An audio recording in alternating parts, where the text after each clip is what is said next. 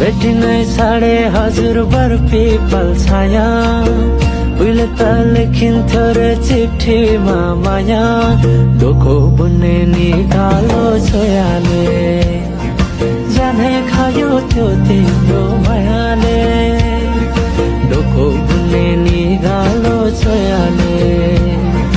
जाने खायो त्यो तिम्रो माया